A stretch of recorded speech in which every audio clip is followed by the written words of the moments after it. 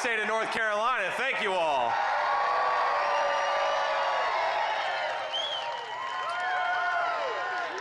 Now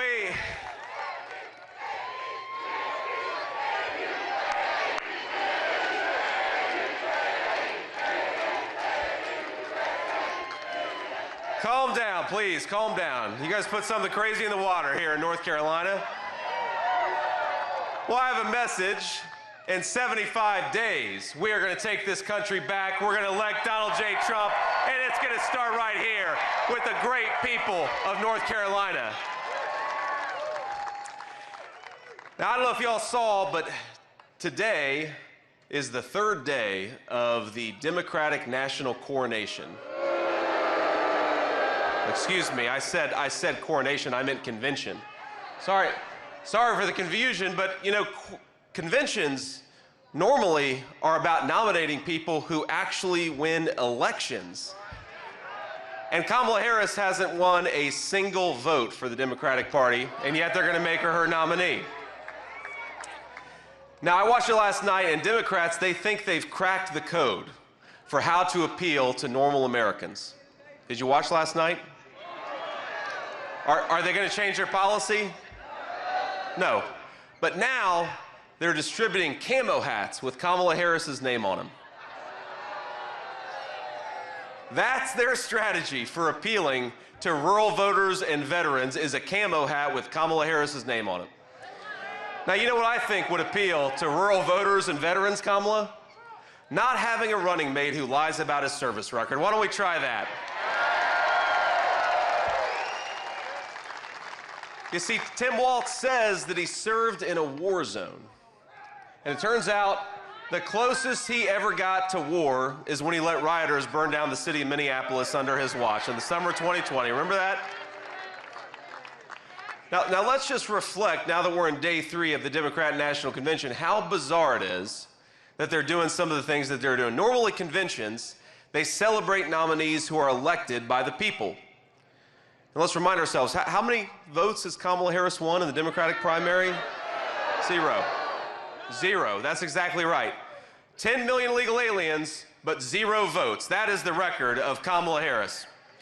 Now remember, the party bosses installed Kamala Harris because they can control her. That's all this is about. Her agenda is not an agenda for the American people. It's an agenda for the people who have gotten rich off the decline of this country, and we are not going to take it. Are we? Now remember, it was her donors, it was Kamala Harris's donors who got rich when we shipped millions of manufacturing jobs off to China and other countries. Americans, we got poor.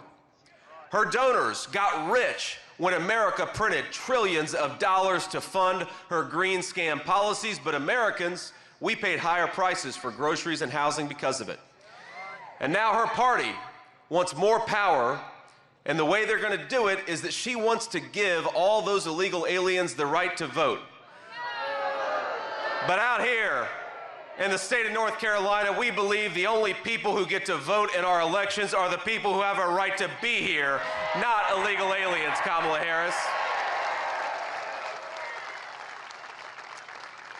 And this November, starting right here in the great state of North Carolina, we're going to send a message to the corrupt leaders of this country. We do not need a president selected by power brokers. We need a president for the people, and that's why we're going to send Donald J. Trump back to the White House.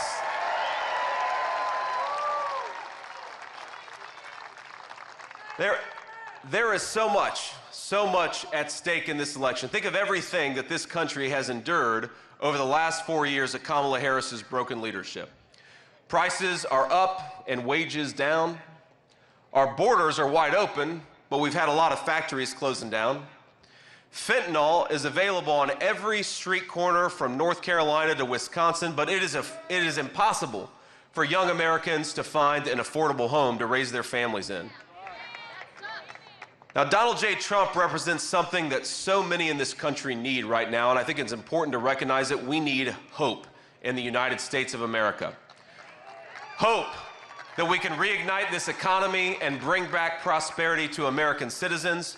Hope that we can raise our kids in secure neighborhoods and safe streets. Hope that we can renew the patriotism that binds us as a country together, one nation under God.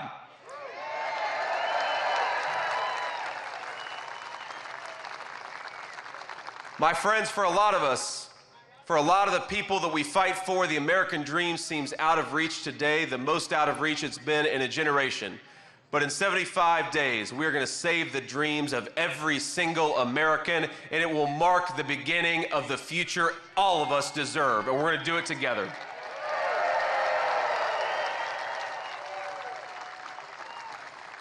Now, we're here to talk about national security today, and saving the American dream, let's be honest, it starts with peace. Peace in our neighborhoods, peace in our cities, and peace at the southern border. Lord willing, we bring back the leadership of Donald J. Trump, we're going to have peace all over the entire world. He did it once before, and I think he's going to do it again. Now, if we don't have safety for our families, if we don't have security for our country, we don't have anything. And I'm a firm believer that when we talk about national security starts right here at home, right here in the great state of North Carolina. And there's been no greater area where Kamala Harris has failed to deliver peace and national security than at the American southern border. It is a disgrace, my friends. I cannot believe how bad it is. Now, the media will lie to you and tell you that she was never the border czar. You heard that? Even though they all said she was the border czar for 3.5 years. And remember that as border czar, Kamala Harris has allowed a literal invasion of this country, more than 10 million illegal aliens, and she's refused to deport the people who are already here. So that makes about 25 million illegal aliens that are in this country right now. Now, our brave Border Patrol officers, they plead, they beg for her support. I was down there at the southern border and I saw it. Giant sections of President Trump's border wall sit right there, rusting, waiting to be installed, but she refuses to do her job. And you think it's bad now? If we give Kamala Harris a promotion and make her the President of the United States, the southern border is going to look like Walmart on Black Friday, ladies and gentlemen. It's going to be no good, no fun at all. Now, while she offers amnesty for the people who've broken our laws, we have a different message. President Trump and I have a different message. To all the criminal illegals who flooded across Kamala's wide open southern border, pack your bags because in 6 months you are going home.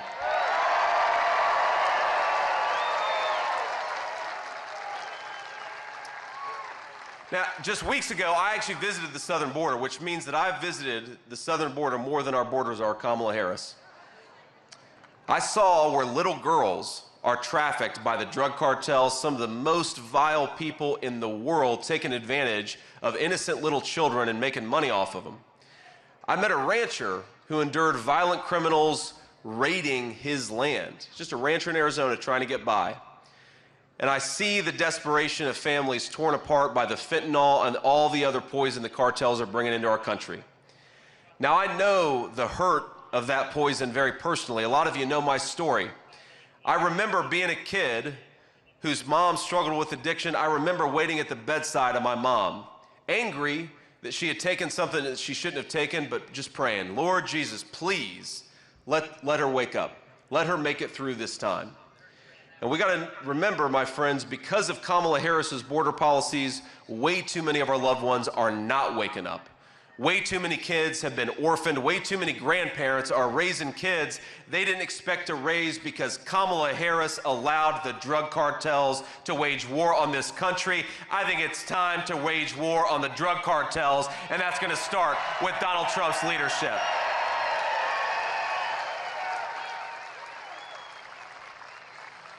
Now, the president's going to be here in just a few minutes, but I almost feel bad for him. Because this is not the first time that Donald Trump is going to have to clean up somebody else's mess. Now remember, in 2016, he took over from Barack Obama, who let ISIS spread mayhem all over the world. Then Trump came along, and in a couple weeks did what the media said could not be done. He wiped him off the face of the earth.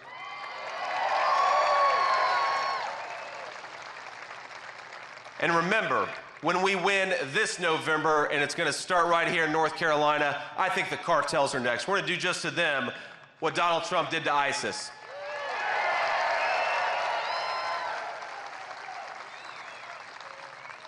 Now, I will admit it is hard to make sense of Kamala Harris's foreign policy, especially when she explains it like a third grader who didn't study for a class presentation. Have you ever seen Kamala talk about the Ukraine-Russia war? I'd recommend you go and see it, but wait until November, because you're going to lose about 20 IQ points when you watch Kamala Harris talk about Russia and Ukraine, and we need that over the next few months. We need you guys in top form, so don't watch it just yet. But she'll say, well, Ukraine is a country in Europe, and Russia is a country in Europe. And then you say, okay, well, what comes next, Kamala? And the answer is nothing comes next, because she doesn't know what the hell she's talking about.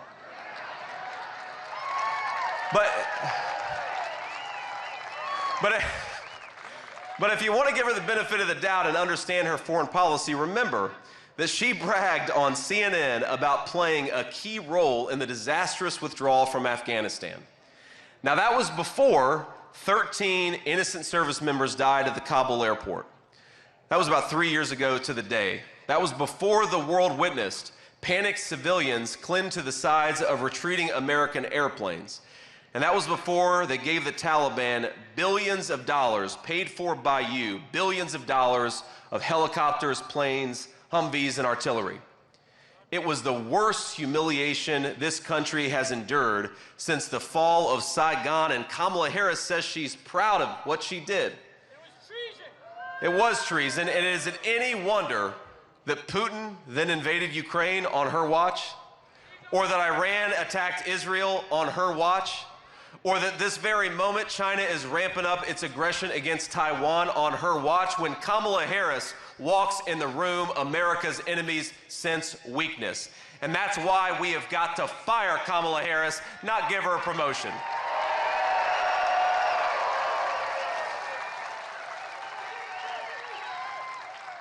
Now, she wants to represent America all over the world, but she's terrified to face a friendly media.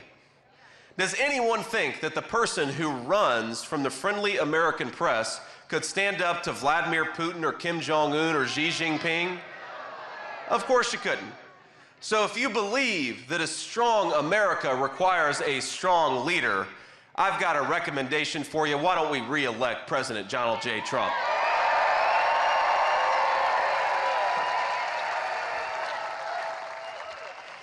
And while we're on the topic, don't send her stolen valor sidekick. Send a former Marine. Send J.D. Vance to be vice president.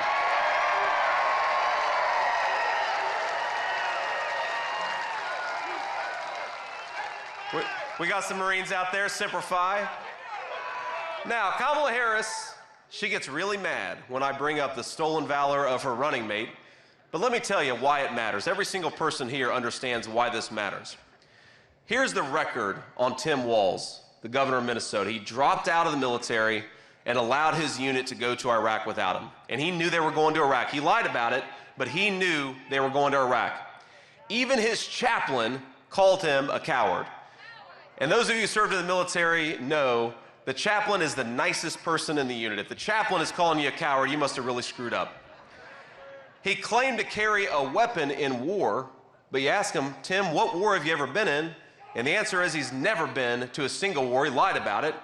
He lied about his rank, and he stood in silence as Nancy Pelosi and a lot of journalists praised him for his service on an imaginary battlefield instead of correcting the record. What won't stolen valor Tim Walz fib about? In fact, I believe at his next speech, he's probably going to say he survived an assassination attempt in Pennsylvania. I think that's what Tim Walz is going to claim next time. Now look, we don't criticize, and this is where the media is dishonest here, we don't criticize Tim Walz for his years of service in the National Guard. We condemn him for lying about that service for political gain. It's disgraceful, and nobody should tolerate it. Now, Tim Walz needs to not only explain why he abandoned his Guard unit, he also needs to explain his bizarre love affair with China. Have you seen this? This guy's been to China more than the U.S. ambassador to China. He got married in China. He visited China over 30 times. He honeymooned in China. He taught a course approved by the Communist Party in China. He even brought American high school students with him on visits to China. Now I know, and we all know, that Kamala Harris wanted to outsource our factories and jobs to China, but I didn't expect her to outsource the selection of her running mate to China too. But here's the problem in choosing him for vice president. It's not just about Tim Walz, it's about Kamala Harris's terrible judgment. We do not need a president with terrible judgment. We need Donald J. Trump back in the White House. Nothing matters in national security and foreign policy more than judgment, because nobody knows what's going to happen. Nobody knows what crisis is going to erupt over the next 4 years. And I got to be honest with you, my entire adult life has been shaped by presidents who threw Americans into unwise wars and then failed to win them. And if we're being honest, it wasn't just Democrats, it was sometimes Republicans too. And what did Donald Trump do? He stood up to the chicken hawks. He bucked the foreign policy establishment. Even sometimes he resisted pressure from within his own party.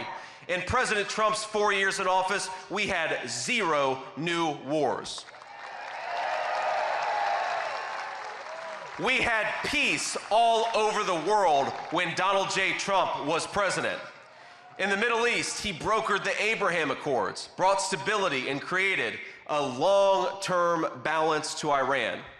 In Europe, he pushed the Europeans to take more responsibility for their own defense so the United States would not have to pay for a bunch of freeloaders. We ought to focus on our own security, not subsidize European welfare. They can take care of themselves. And never forget, as much as the Democrats said that Donald Trump was somehow on the side of Russia, the only president of the last 20 years who had Russia not invade a neighbor was the presidency of Donald J. Trump. He kept Russia in check. He's the only president of our lives to do it. Under Kamala Harris, Putin invaded Ukraine. But under Donald Trump, Putin didn't do a damn thing, and that's because of strong leadership. People respected him. And that's, by the way, my friends, why we were able to defend our own border, is because Donald Trump didn't have us distracted by fighting wars that we had no business being involved in. We got to focus on our own border right here at home. That is the Donald Trump principle, and that's what we're going to bring back to the White House. It's funny, all these people said that he was going to start a nuclear war, but President Trump knew more about diplomacy than any president of the last 40 years. In Asia, he opened diplomatic talks with North Korea after a half-century of stagnation. And you remember when he went to North Korea, he met with Kim Jong-un, the leader of that country. And if you know anything about Kim Jong-un, well, how do I say this politely? Kim Jong-un doesn't miss a whole lot of meals, okay, my friends? And Trump stands there with the media and Kim Jong-un. You remember this? I'd encourage you to go look it up. And he brings the media in and he says, all right, everybody, take some photos of us, make us look nice, make us look skinny. And Kim Jong-un sat up like that. It means something to have a president who's not afraid to go into hostile territories, tell a few jokes, and actually engage in diplomacy.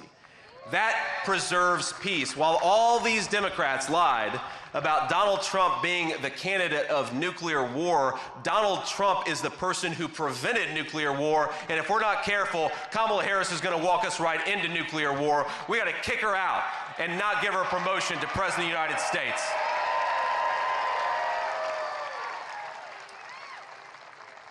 And maybe the most important thing Donald Trump did is he began the process of ending America's economic reliance on China. The most important thing, because Donald Trump understands economic security is national security. The whole world knows that China doesn't have better workers than America, but they're willing to lie, cheat, and steal to win. They lied about unleashing COVID-19. They cheat and they ignore trade rules, and they steal America's intellectual property. Now, Kamala Harris lets China get away with all of it. and China Tim helps her. Donald Trump isn't going to let China steal a damn thing. He's not going to let them steal our factories, not going to let them steal our jobs, not going to let them steal the American dream from American workers. Donald Trump will not allow America to be dependent on Chinese medicine for our children. That's a big thing. You know, so much of what we put into the bodies of our children is made in China. Doesn't make any sense. And Donald Trump will tell China that if they don't stop sending fentanyl into our city, there is gonna be hell to pay. No more of that crap. We need somebody who stands up for American workers. Now, the establishment loves to complain about President Trump's approach to diplomacy. They don't like the way that he talks. Have you seen this? Why is it that our leaders are so careful with their words but so reckless with their actions? I prefer a different kind of statesmanship, one that stands up to the crowd, one that stands for American interests, and that pursues those interests ruthlessly but also carefully, with strong words and the strongest military in the world, but with great restraint to balance it out. Donald Trump's presidency was the first disruption to the failed consensus and the terrible consequences that it wrought. So I say, let him whine about Donald Trump's tweets. Because let's be honest, folks, mean tweets and world peace has a pretty nice ring to it. I think we ought to bring it right back.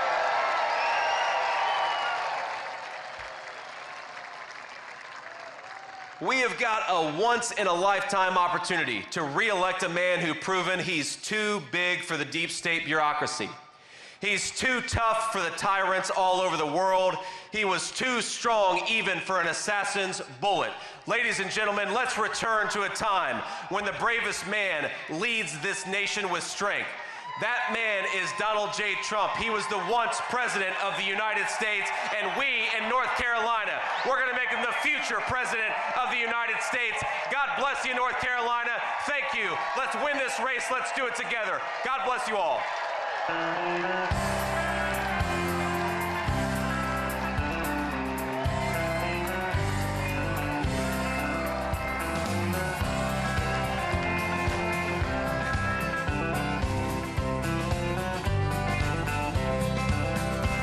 Why don't we liberate these United States? We're the ones who need it worst. Let the rest of the world help us for change, and let's rebuild America first. Our highways and bridges are falling apart. Who's blessed and who has been cursed? There's things to be done all over the world, but let's rebuild America first.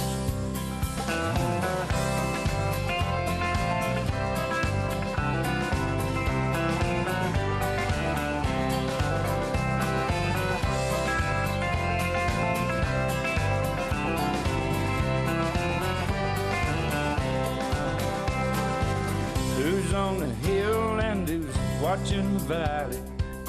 Who's in charge of it all? God bless the army and God bless our liberty, that gun the rest of it all. In a minute position of backing away, freedom is stuck in reverse. Let's get out of Iraq, get back on the track, and let's rebuild America first.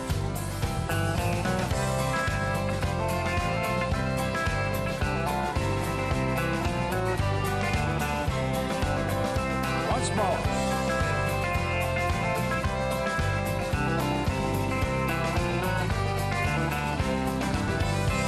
Why don't we liberate these United States? We're the ones who need it the most.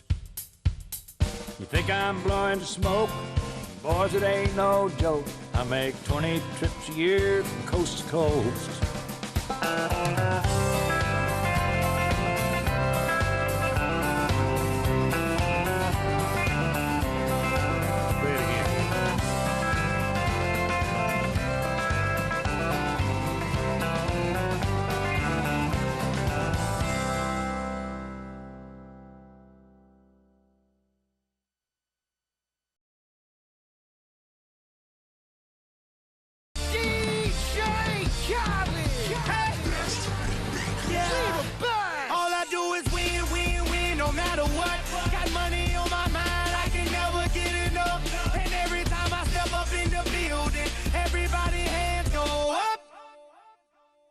And they stay there, and they say yeah, and they stay there.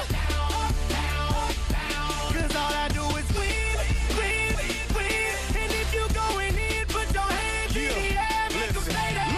Ludacris going in on the verse, cause I never been defeated and I won't stop now. Keep your hands up, get them in the sky for the homies that ain't making it and my folks locked down. I never went nowhere, but they saying Luda's back. Blame it on that contour, the hood call it Luda-yak. And I'm on this foolish track, so I spit my foolish flow. My hands go up and down, like strippers' booties go. My verses still be serving, tight like a million virgins. Last time on a college remix, now I'm on the original version. Can't never count me out, y'all better count me in. Got 20 bank accounts, accountants count me in. Make millions every year, the South's champion. Cause all I do, all I do is win, win, win, no matter what. Got money on my mind, I can never get enough.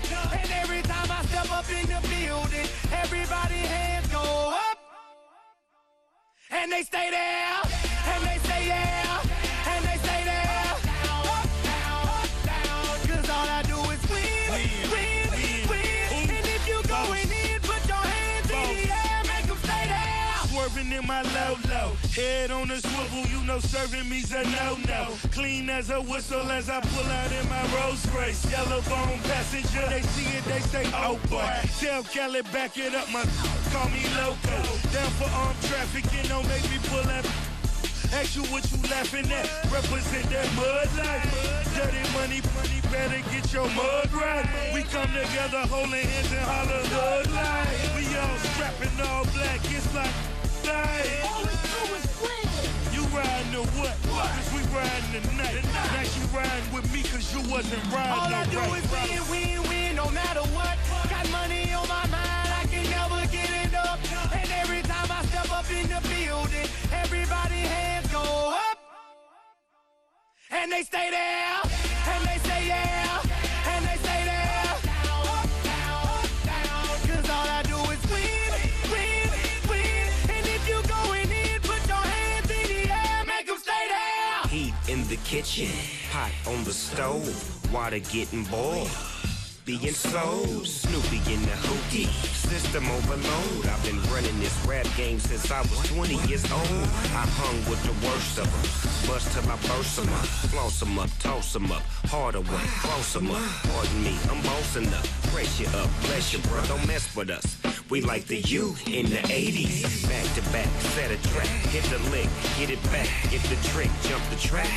Want my money back, time and time again, while I'm sipping on this gin. Al Davis said it best, just win, baby, win. All I do is win, win, win, no matter what. Got money on my mind, I can never get enough. And every time I step up in the building, everybody hands go up. And they stay there, and they say yeah, and they stay there. Cause all I do is win, win, win. And if you going in, put your hands in the air, make them stay there.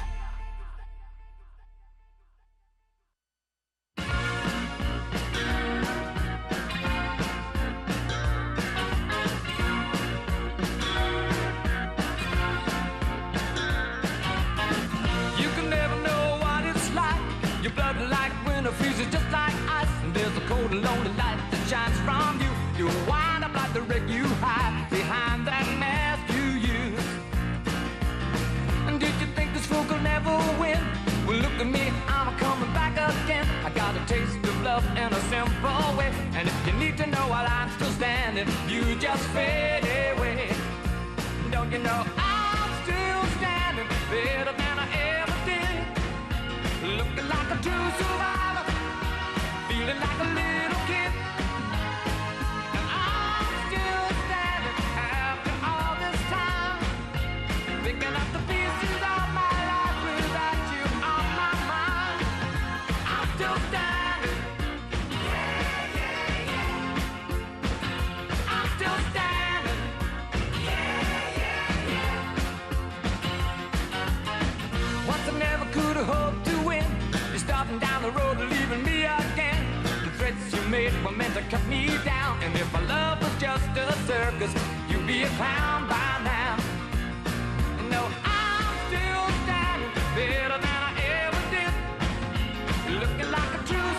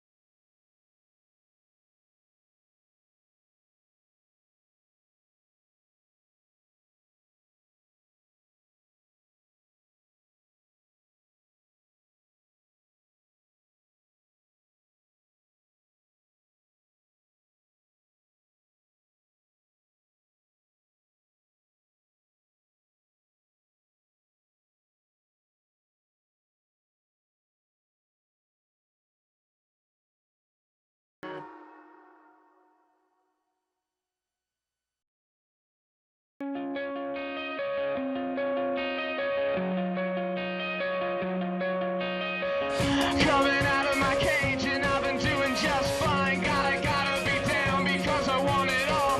It started out with a kiss, how did it end up like this? It was only a kiss, it was only a kiss. Now I'm falling asleep and she's calling a cab while he's having a smoke and she's taking a drag. Now they're going to bed and my stomach is sick and it's all in my head, but she's touching his chest. Now he takes off her dress. Now let me go.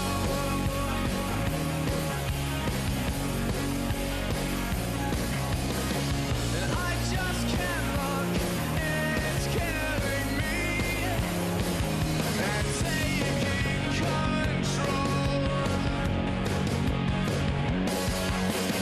Jealousy, turning saints into deceit, swimming through sick lullabies, choking on your alibis. But it's just the price I pay.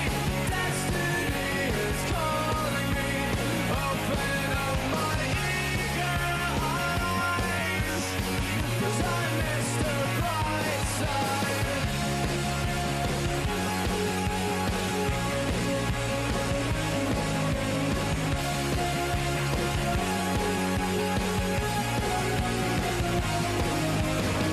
I'm coming out of my cage and I've been doing just fine. Gotta be down because I want it all.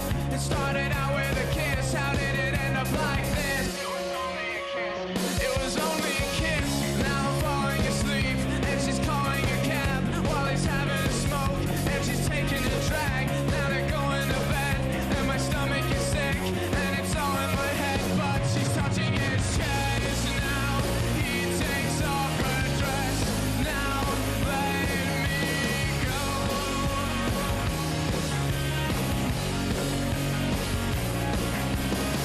'Cause I just can't look, it's killing me. And taking control. Jealousy, turning saints into the sea, swimming through sick lullabies, choking on your alibis. But it's just the price I pay. Destiny is calling me. Open up my eager eyes, 'cause I missed the bright side.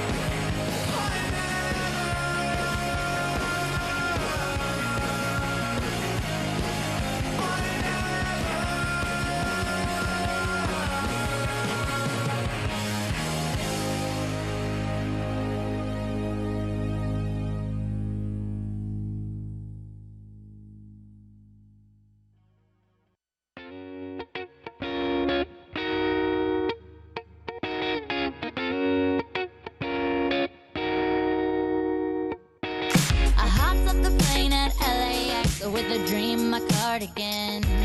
Welcome to the land of fame excess. Am I gonna fit in? Jumped in the cab, here I am for the first time. Look to my right and I see the Hollywood sign. This is all so crazy. Everybody seems so famous. My tummy's turning and I'm feeling kinda homesick. Too much pressure and I'm nervous. That's when the taxi man turned on the radio and a Jay-Z song was on. And the Jay-Z song was on. And the Jay-Z song was on. So I put my hands up to play my song. The butterflies fly away. Now in my head like yeah. Moving my hips like yeah. Got my hands up to play my song. You know I'm gonna be okay. Yeah. It's a party in the USA. Yeah. It's a party in the USA. Get to the club in my taxi cab. Everybody's looking at me now. Like, who's that chick that's rocking kicks? She gotta be from out of town. So hard with my girls on around me. Is that definitely not a Nashville party, 'cause all I see is the letters. I guess I never got the memo. My tummy's turning and I'm feeling kinda homesick. Too much pressure and I'm nervous. It's when the DJ dropped my favorite tune, and the Britney song was on, and the Britney song was on, and the Britney song was on. So I put my hands up to play my song, the butterflies fly away. Nodding my head like yeah, moving my hips like yeah. I got my hands up to play my song, you know I'm gonna be okay. Yeah, it's a party in the USA. Yeah, it's a party in the USA.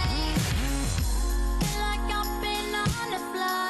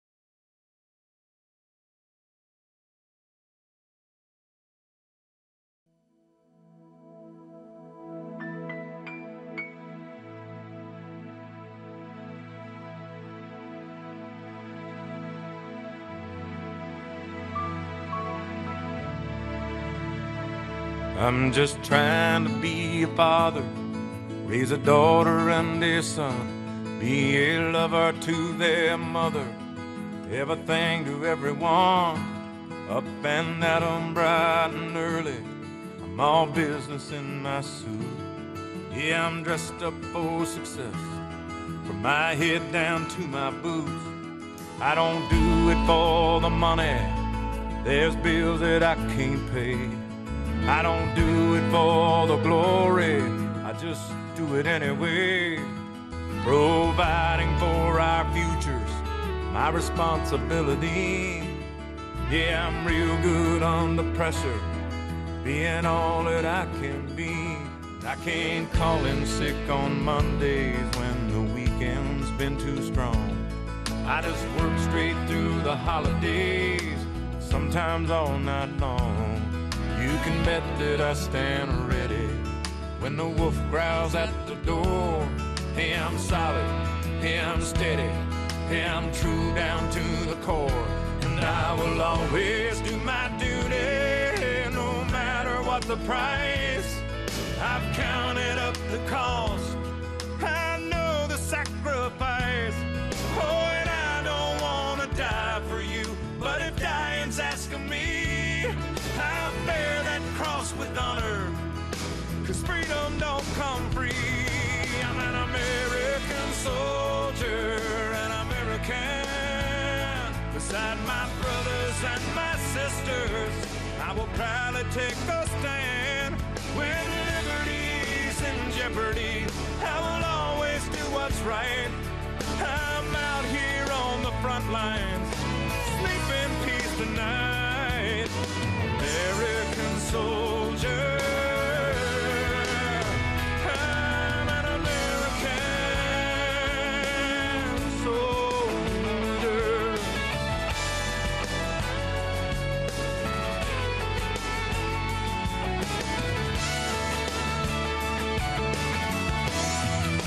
Yeah, an American soldier, an American. Beside my brothers and my sisters, I will proudly take a stand. When liberty's in jeopardy, I will always do what's right. I'm out here on the front line, so sleep in peace tonight. American soldier, I'm an American, an American, an American soldier.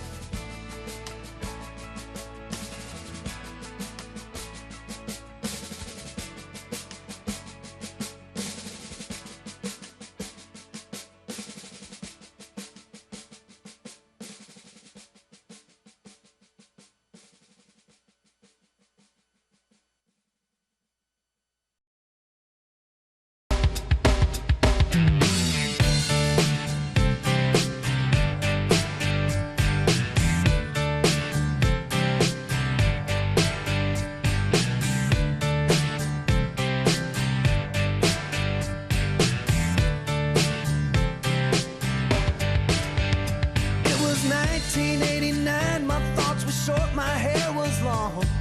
Caught somewhere between a boy and man. She was 17 and she was far from in between. It was summertime in northern Michigan.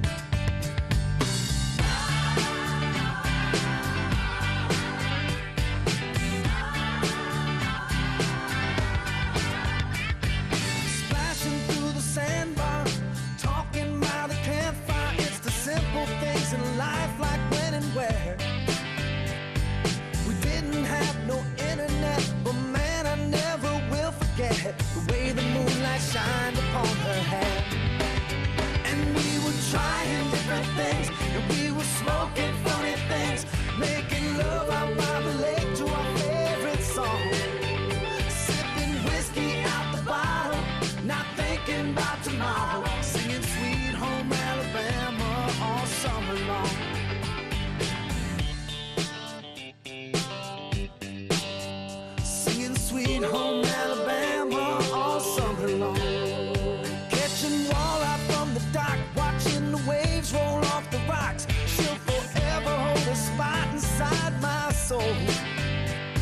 We'd blister in the sun. We couldn't wait for night to come to hit that sand and play some rock and roll. While we were trying different things, and we were smoking funny things, making love out by the lake to our favorite song. Sipping whiskey out the bottle, not thinking about tomorrow. Singing Sweet Home Alabama all summer long.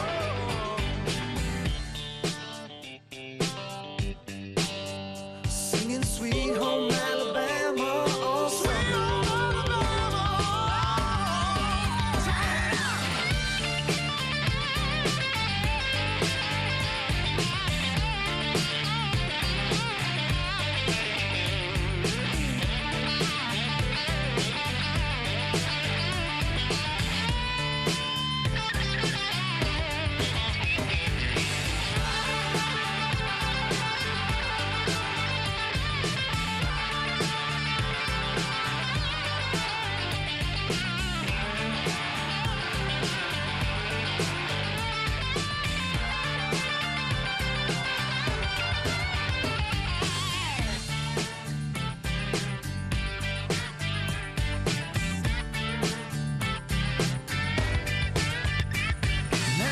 Seems as strange as when the leaves begin to change. Oh, how we thought those days would never end. Sometimes I hear that song and I'll start to sing along and think, man, I'd love to see that girl again. Man, I like to see that girl again. And we were trying different things, and we were smoking funny things, making love out by the lake to our favorite song. Tomorrow, singing Sweet Home Alabama all summer long. We were trying different things, and we were smoking funny things, making love out by the lake to our favorite song. Sipping whiskey out the bottle, not thinking about tomorrow. Singing Sweet Home Alabama all summer long. Singing Sweet Home Alabama all summer long. Singing Sweet Home Alabama all summer long. Singing Sweet Home Alabama all summer long.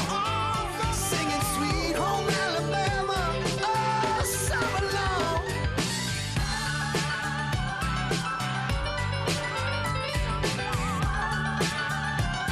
Singing about Sweet Home Alabama, yeah.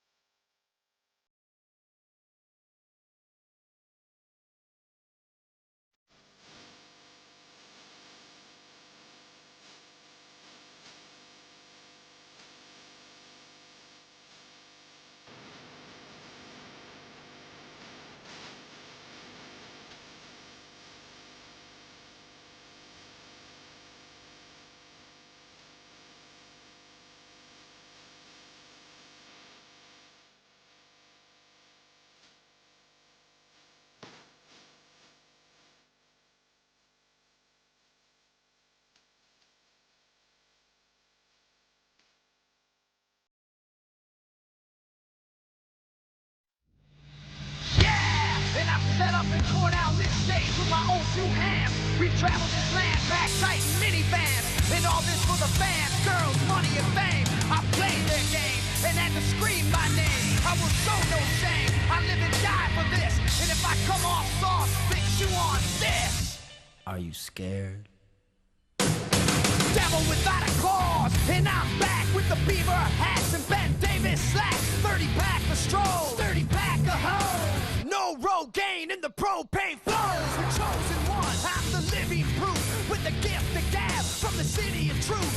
I jabbed and stabbed and knocked critics back, and I did not stutter when I said that. I'm going platinum, selling rhymes. I went platinum 7 times. And still they're ill and wanna see us ride. I guess because the only God knows why.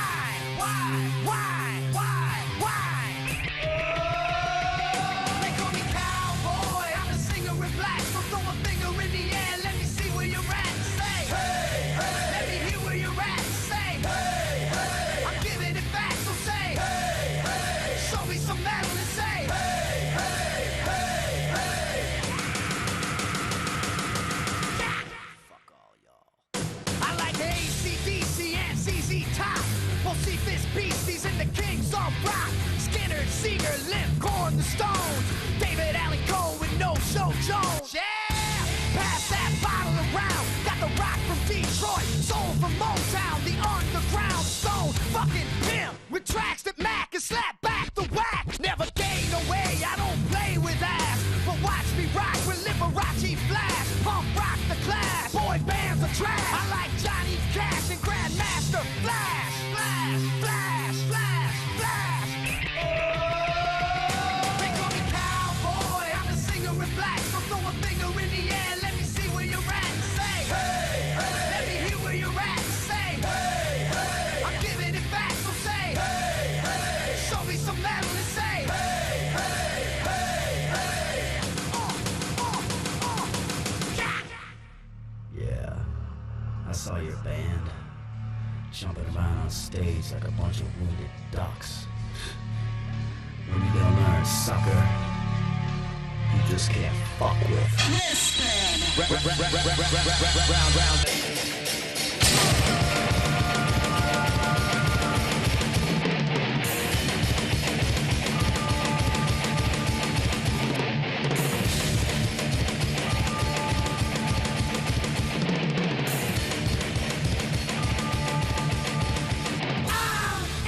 American badass, watch me kick. You can roll with rock or you can suck my dick. I'm a porno flick, I'm like Amazing Grace. I'm gonna fuck some hoes after I rock this place.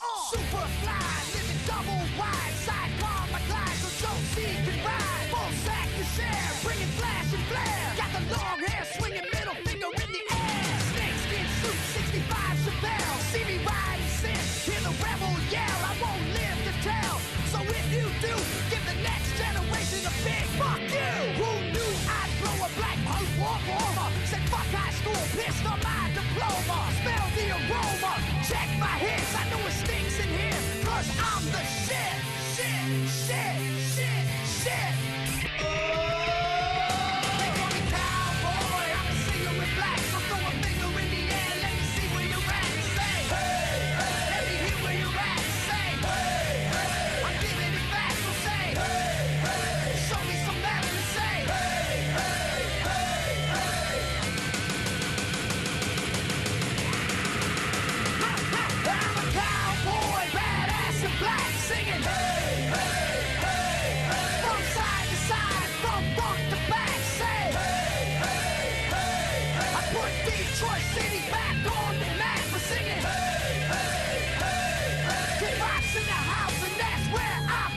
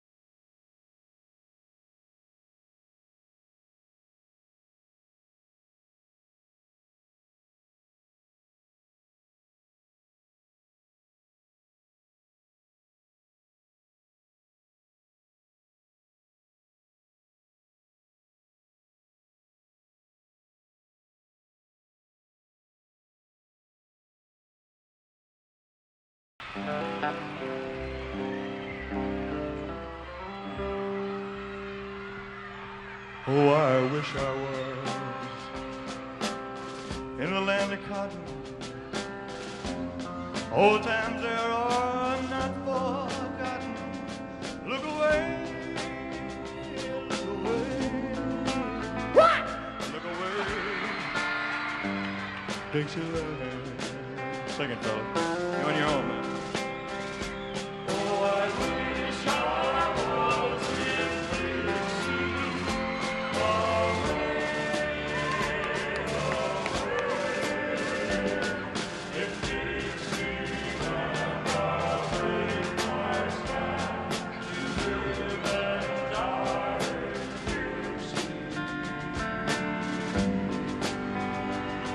For Dixieland I was born, early Lord, one frosty morn. Look away, look away, look away, Dixieland. Glory, glory, hallelujah.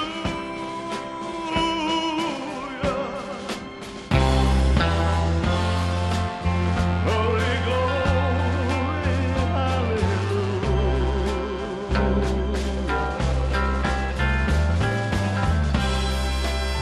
Glory, glory, hallelujah. His truth is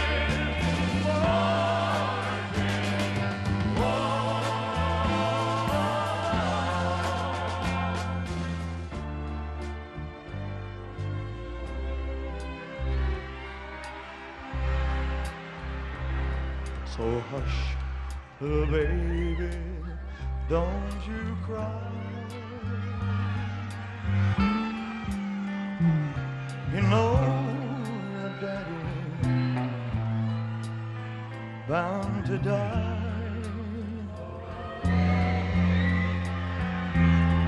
but all my trials, Lord, soon be over.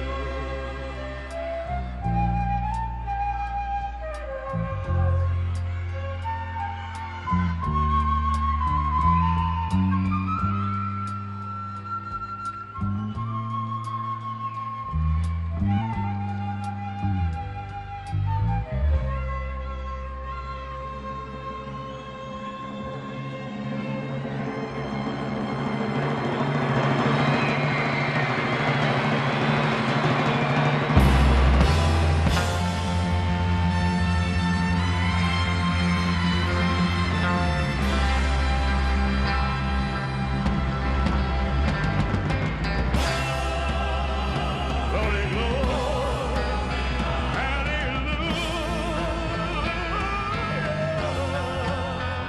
His truth is marching on. His truth is marching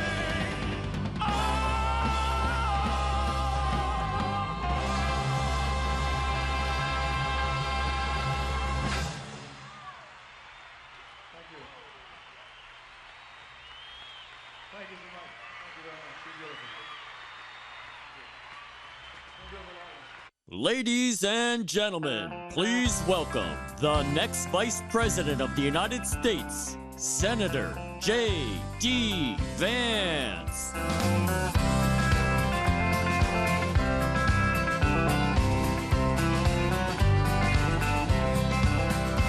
Why don't we liberate these United States? We're the ones who need it worst. Ladies and gentlemen, Let the rest are you ready to of the hear from the next world president of the help United us States? for change. Oh, come on. I said, are you ready to hear from the next president of the United States?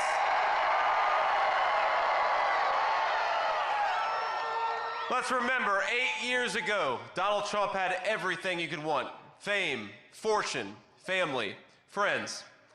He gave the easy life up so that we could get our country back. He traded everything for an unjust persecution, for slander, for scorn, so that we could save the United States of America. Now, they couldn't beat him at the ballot box, so they tried to bankrupt him. They failed at that, so they tried to impeach him. They failed at that, so they tried to put him in prison. And they even tried to kill him. But as sure as that beautiful flag still waves behind me in the American sky, Donald Trump still stands, ready to fight, ready to win, ready to make America great again. Ladies and gentlemen, please welcome my friend and our President of the United States, Donald J. Trump.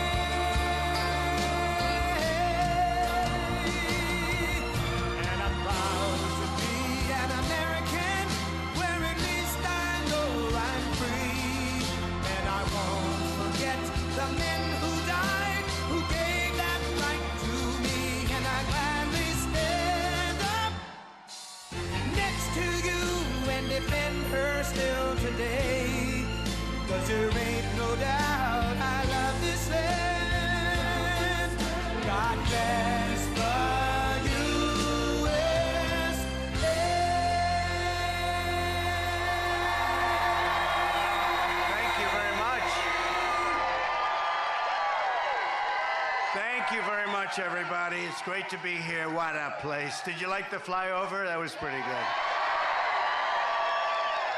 We were going low and fast. That was moving along. That was pretty low. Just want to thank JD. He's doing a fantastic job. And I want to thank North Carolina. I love North Carolina. I love them.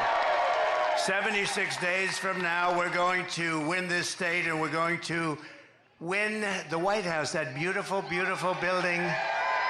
That beautiful building. I want to thank Senator Ted Budd, who's doing such a great job. Senator Ted Budd, thank you. Thank you. Great job, Ted. Mark Robinson, he's out there, he's fighting. He's fighting. He's a great one. And I think we have a lot of our sheriffs here, don't we have? Where are they? Will this stage hold them? I'd love to bring them up. Come on, sheriffs, get up here. Mark, come on. I don't know if this stage is going to hold them, but if it doesn't, we've had bigger risks than this. Right? Come on, sheriffs. If you weigh more than 200 pounds, don't come up. I'm only kidding. Come on. Hi, fellas. Welcome, North Carolina.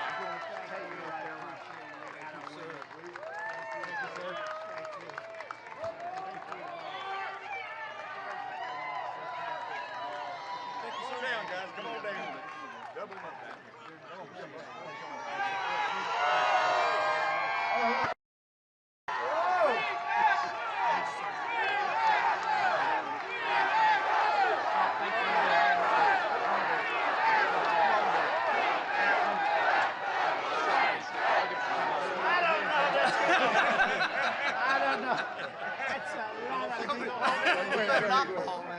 Thank you very much. Thanks, sir.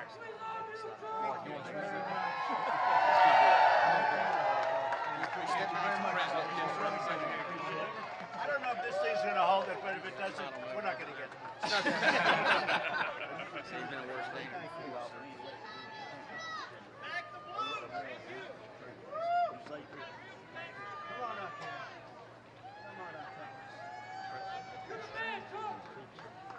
think we get it. I think you better stay up.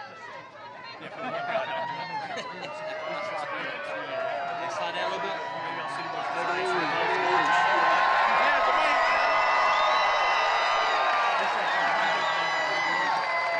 Just so you know, these are great people, but I want to get them the hell off the stage because I guarantee they didn't have this in mind when they built this. Thank goodness Mark lost a lot of weight over the last couple of months. You did actually. Well, I want to thank you all very much. You are the reason we're able to be here and that you have a safe state and a great state. Thank you all very much. Thank you. That's some group of people for endorsements too. Every group virtually in the country, law enforcement endorsed us. Thank you very much. Thanks, Mark. Good luck, Mark. Will win. Gotta win. He's gotta win. Gotta win. He's a good man. Thank you. Oh, I feel much better. I feel very much better that they got off the stage. I had no idea what was going to happen, but it's not that far down. You know, I had no idea what was. I'm a big structural guy. But I want to thank also members of Congress, Richard Hudson and Byron Donalds, two warriors, two great people, two unbelievable. Where's Byron? Thank you very much. Thank you very much. Where's Byron? Oh, look at him over there. He knows how to get attention. Look at that guy. He's been my friend for a long time. Thank you for everything, Byron. And you have, thank you very much, congressional candidate Mark Harris. Mark? Hi, Mark. Good going, Mark. Good numbers. Good numbers. Brad Knott and Addison McDowell. They're all going to be winners very soon. Young, good-looking people. Thank you very much. Great. The State House Speaker, Tim Moore. Tim? Where is Tim? Oh, he's nice and safe back there. Oh, hello, Tim. I appreciate it, Tim. And Neil Jackson, State Rep. Neil Jackson. Thank you very much. Thank you, Neil. RNC Chairman Michael Whatley. What a job he's doing. What a job he's doing. And North Carolina GOP Chairman Jason Simmons, who's been a friend of ours for a long time. Where's Jason? Nice tall character right here. Thank you very much, Jason. And somebody that's been with me from day one, he's a real general. You know, we have the real generals and we have the fake woke generals that did so poorly in Afghanistan, should have all been fired. But this is a real general, Keith Kellogg. Right, Keith? And this is a great group. It's good to see you, Keith. He's been with me from before day one, right? He said, that guy should run.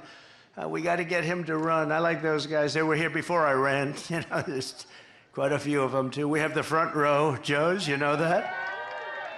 And very importantly, we have the most magnificent women. First time, you know, they travel all over the country to be with us for rallies. They're at close to a couple of hundred rallies. I don't know what their husbands are doing about this. This is a little crazy. Look how beautiful. And they're from North Carolina. And for a change, they don't have to travel so far, right? How far are you from here? 2 hours is nothing. It's a pretty big state, actually. Thank you very much. As always, you are special, special people, great women. They love our country. Before we begin, I want to address the massive scandal around the revised job numbers that were just announced this morning, a little while ago, just before I came up, I got to see them. And it really isn't a revision, it's a total lie. Total lie. There's never been any revision like this. They wanted it to come out after the election, but somehow it got leaked. It got leaked. Government leaks too. The Harris-Biden administration has been caught fraudulently manipulating job statistics to hide the true extent of the economic ruin that they've inflicted on America.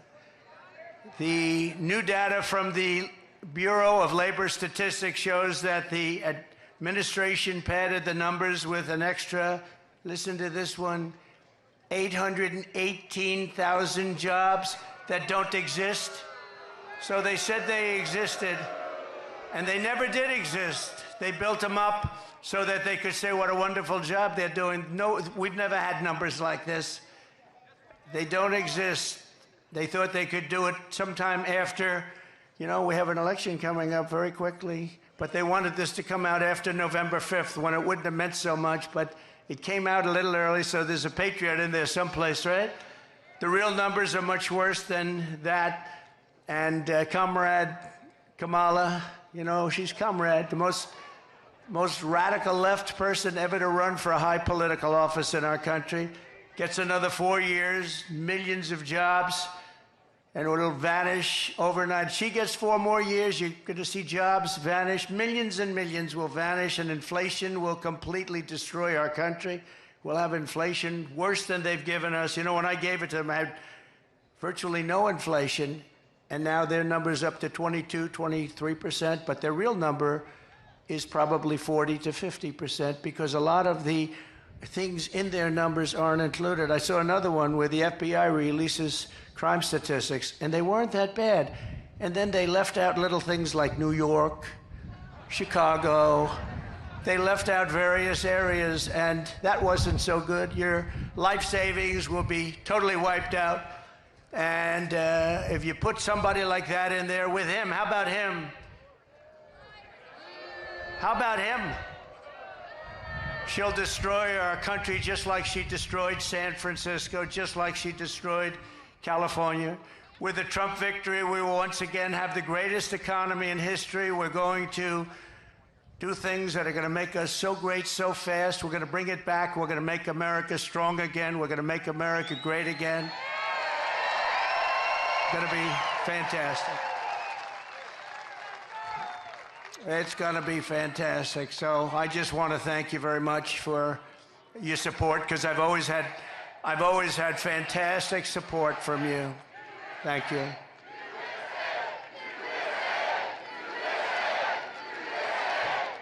Thank you very much. We have a job to do. You know, we have a job to do. We had some very good polls this morning, despite their charade. I call it the party, the Democrats' party. Do you know 5 people in Chicago were killed in the last little while since that charade that they have going on? They mentioned my name, I think, 271 times. They mentioned the economy like 12 times. They mentioned the border, maybe none. They don't talk about the border. Our great border czar doesn't talk about the border. But they mentioned me more than any other category. I'm now a category. They had me down today as a category. That's all they talk about. Trump. We've driven them crazy. They have Trump derangement syndrome. We've driven them crazy, and they should be driven crazy. They've done a terrible job for our country in every single way. There's not a thing they've done well except cheat and lie. They lie about stats. No, they lied about the crime numbers. The crime numbers didn't look bad. Then they found out that many of the worst places weren't included in the numbers. And that was done by the FBI, which is sad.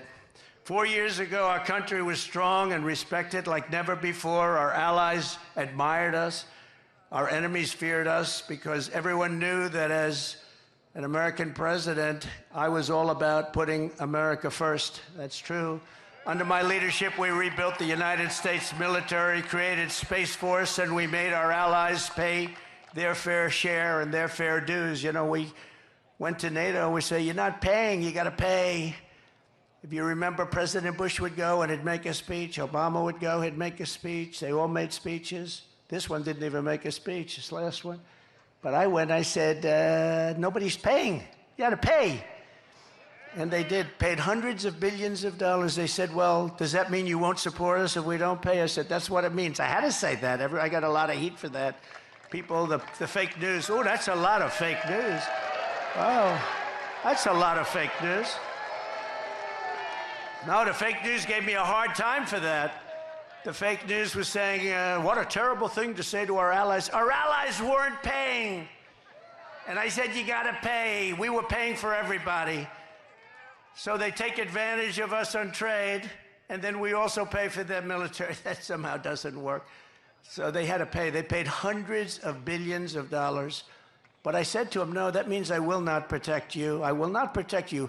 They said, sir, if we're attacked by Russia, will you protect us? Used to be Soviet Union, now Russia. Will you protect us? I said, are you paid? No, let's assume we're not paid. Then you're delinquent, right? Well, yes, that's an old real estate term. You're delinquent, yes. No, we will not protect you. The press went crazy that I said, and you know what? If I would have said the other way, they would have never paid. Hundreds of billions were sent into NATO. But we defeated ISIS, we killed the world's top terrorists, we secured our borders, we achieved energy independence, we stood up to China, we protected Israel, we made peace in the Middle East with the Abraham Accords, and more. We did things like nobody ever heard of, and we brought our troops mostly back home. We didn't start any wars for 79 years it was before. We didn't start wars, 79, 80 years. Everybody said, oh, he's going to start wars with his attitude. No, my attitude kept us out of wars. I stopped wars with phone calls. Russia should have never happened. With Ukraine, would have never happened if I were president. Would have never happened. Nope, there was no talk of that. Would have never, ever happened with Putin. Would have never happened. And Israel, October 7th, would have never happened. Iran would have never done that. They had very little money at that point. Now they're rich as hell. But Biden allowed that to happen, and Kamala, where's Biden? What happened to Biden? Where is he? He's on a beach. He's on a beach. You know, he's got somebody that thinks he looks great in a bathing suit. He likes to go to a beach. How do you leave here and go on a beach? You can't do it. There are things you just don't do. People don't want to see you in a bathing suit. Walks badly. It's hard to walk in the sand, you know. He has a hard time lifting his feet through the sand. And then he grabs the chair. The chair is meant for old people to lift and young kids to lift, like, you know, 4-year-old kids, right? And he can't lift it. He needs a little help. The whole thing is crazy. How we ever got that is crazy. And what happened to our country with inflation and with disrespect from all over the world, and all these wars are starting all over the place. And we're very close to a third world war, and don't kid yourself, because they are laughing, but they're not laughing too much. They're a little worried about a certain person winning the election. We had some very good polls today.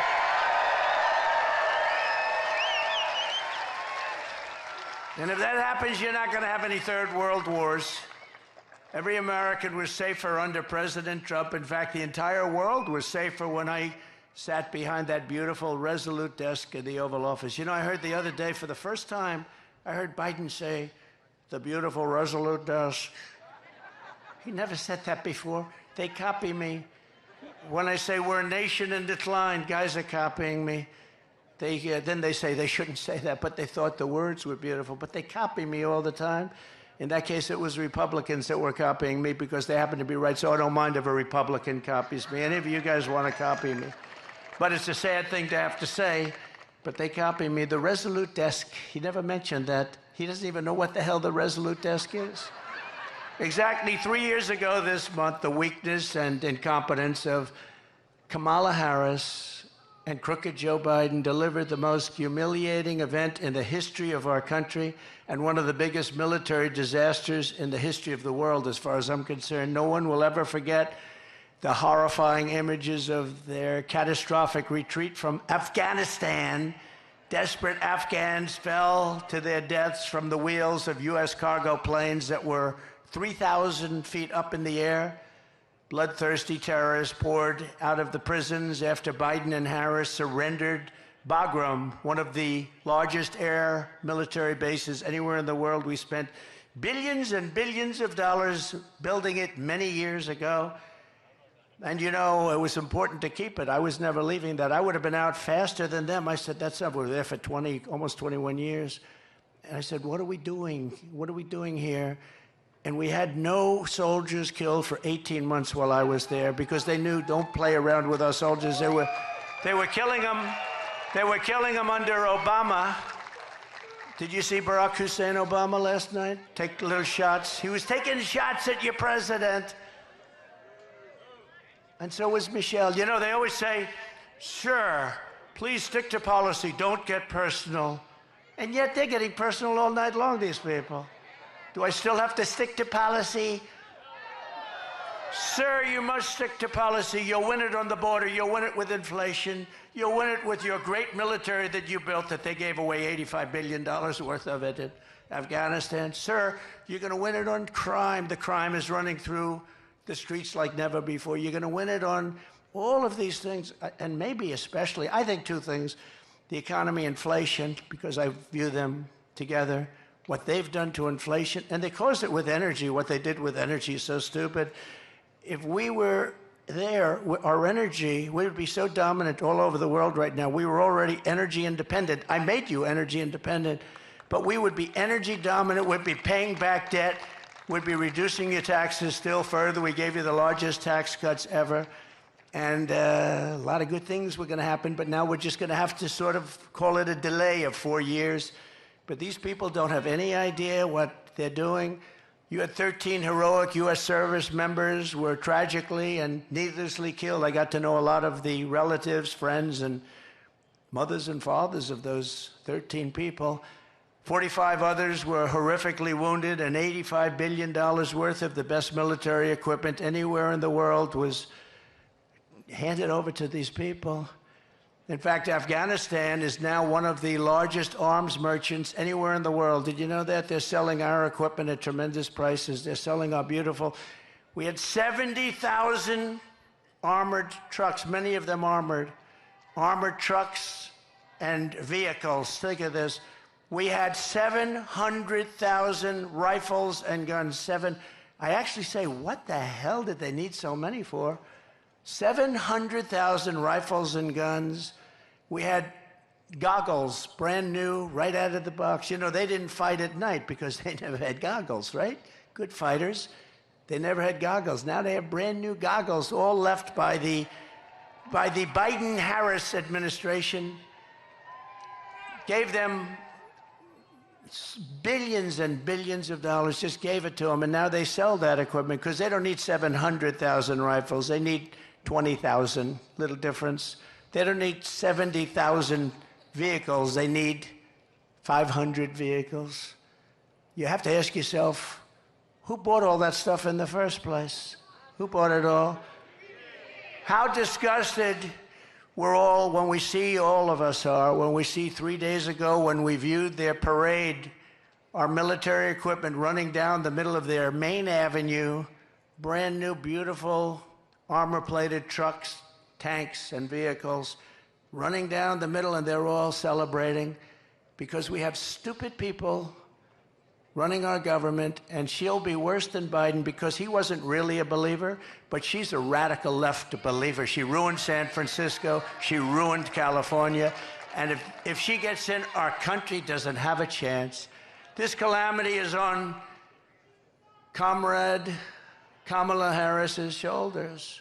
I think her name will be Comrade because I think that's the most accurate name. You know, I've been looking for a name. People are saying, sir, don't do it. You know all my names. They've all worked. They've all been very successful. And I really didn't find one with her. Sir, she's a woman. I said, so is Hillary Clinton. I called her Crooked Hillary. So nobody complained about that, right? Right? Mr. Governor, nobody complained about that. No, I called her Crooked Hillary. I call people names. I call crazy Nancy Pelosi crazy because she is. She's nuts. You know, Biden is really angry. You know, he's very angry. He was so angry the other night, he's like seething. You ever see a guy make a speech? It's such anger and so uncomfortable, just shouting. But he's terrible. He's just terrible.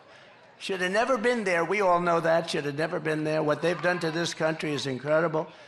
But she bragged that she would be the last person in the room, and she was. She was the last person in the room with Biden when the two of them decided to pull the troops out of Afghanistan. And by the way, pulling them out was absolutely right. I was going to do it. I'm the one that got the soldiers down to 5,000 people. I was going to do it, but we were going to get out last. You don't pull the soldiers out first. You let the soldiers stay last. And the head of the Taliban respected me, Abdul. I had conversations with him. After my conversations, not one soldier in 18 months was killed, but you pull the soldiers out last. Milley and these guys, you know, we have great generals, but Milley and Mattis and these guys, they didn't know what the hell. I call them television generals. The television generals are no good, but the generals that defeated ISIS, for me, were great. We have a great military. But she had the final vote. She had the final say, and she was all for it. You take the soldiers out. If I took that young person right there, about 5 or 6 years old, beautiful young person, and if I said, I gave little details, like about 30 seconds worth of details. Would you take the military out first or last? Sure, I'd take the military out last. But they took it out first. And then we left hostages, we left all of the equipment, we left everything. And we left Bagram, and now China is occupying Bagram. Bagram being 1 hour away from where China makes its nuclear weapons. Wouldn't it have been nice to have our big, fat, beautiful base? It was probably built there for that reason. But China 1 hour away, and now China is occupying that massive, big base. Some of the biggest runways in the world. They can hold heavier loads than any runways in the world. Under my leadership, we were getting out of Afghanistan, but we were going to get out with dignity, pride, and with strength. When I left office, we had not lost a single service member in the combat in Afghanistan in more than 18 months.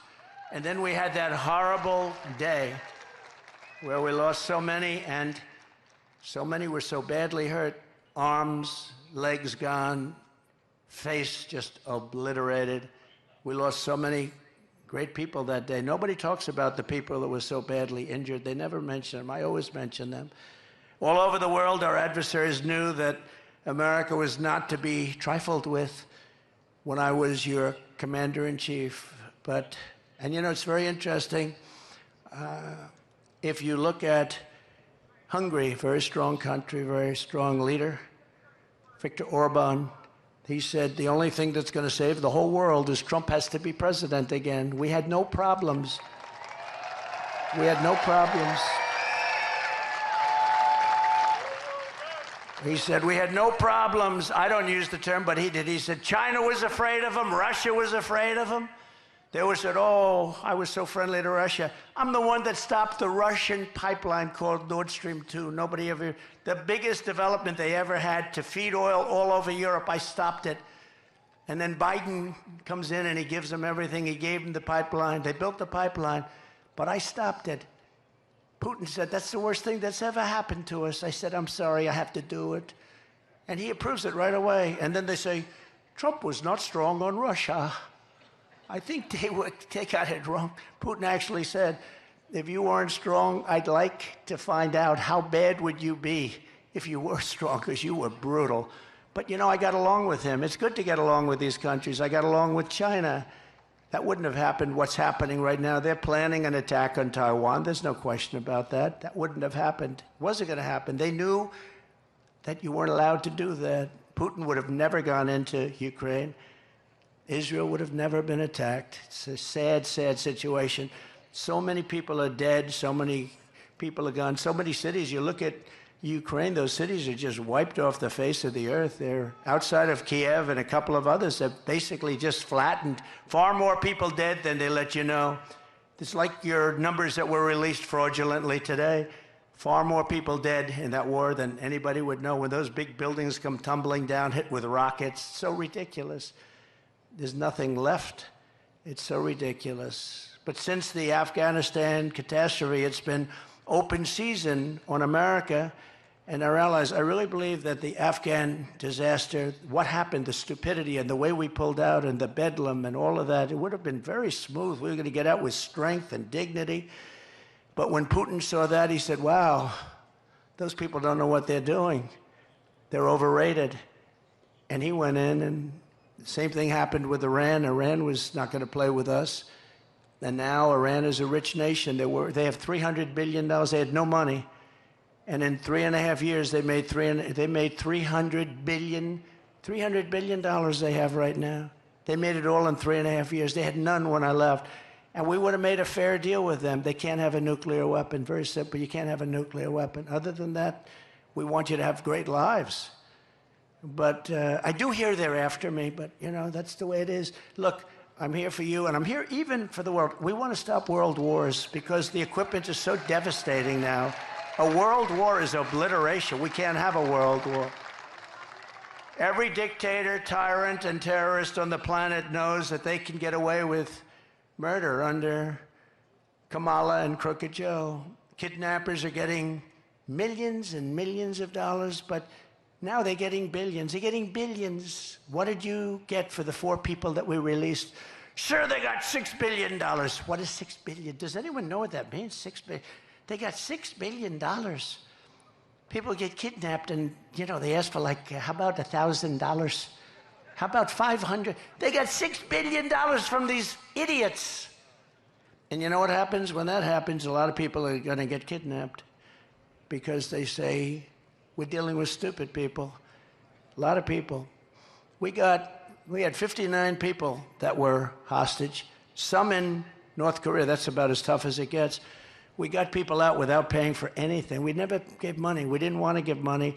If we gave money, all they do is they go around kidnapping everybody. These people give, not only do they give $6 billion, they got the Prince of Death out. He's the #1 arms merchant in the world. Russia got him as part of one of the deals.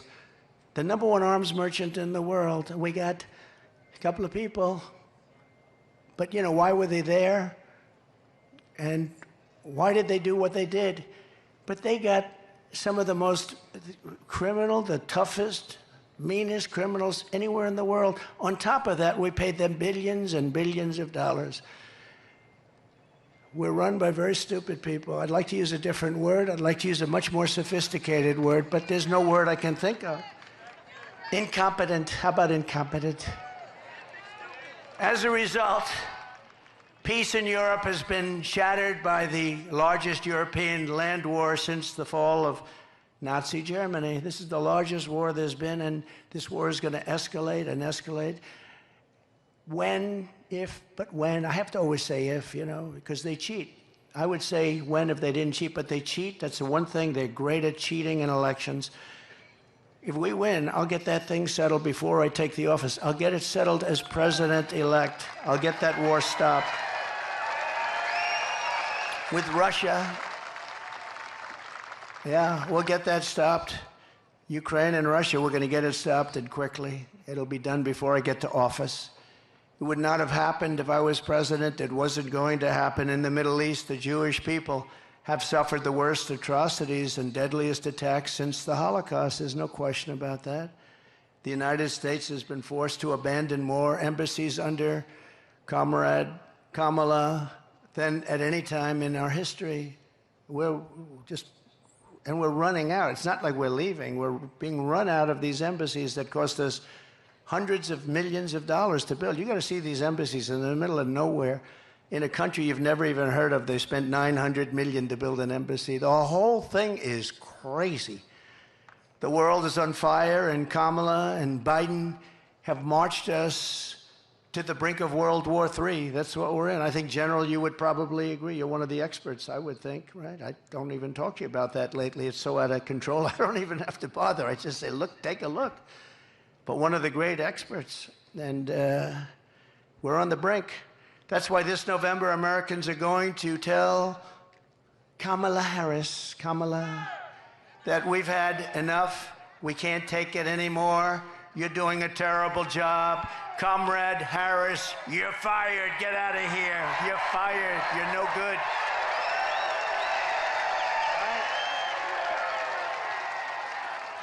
You're fired. Get him out of here. All you have to do is take a look at San Francisco. Look at the job she did. She had one policy. If you steal less than $1,000, basically $950 to be exact, I want to be accurate for purposes of reporters, the fake news media, they want accuracy. They don't have to be accurate, but we have to be accurate. But if you steal less than $950, they basically leave you alone. So I have guys going in robbing stores with a calculator. Let's see, this is $100. Did you notice? This is not going to happen in North Carolina, I don't think, is it? No. Let's see, that's 100, that's $59. Bing, bing, bing, bing. Stop, stop, stop. We don't want to go over 950. They walk out with it. Nobody does a thing. Starting the moment I lift my hand from the Bible after taking the oath of office, I will move to restore America to maximum strength and return the world to peace. We're going to return the world to peace. And mostly I can do it with a telephone call. You know, we don't have to send troops. I can do it with a telephone call. You go to war with another country that's friendly to us or even not friendly to us.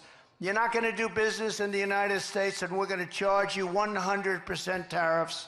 And all of a sudden, the president or prime minister or dictator or whoever the hell is running the country says to me, sir, we won't go to war. I talked this world out of a lot of wars with telephone calls. I don't have to send in the troops.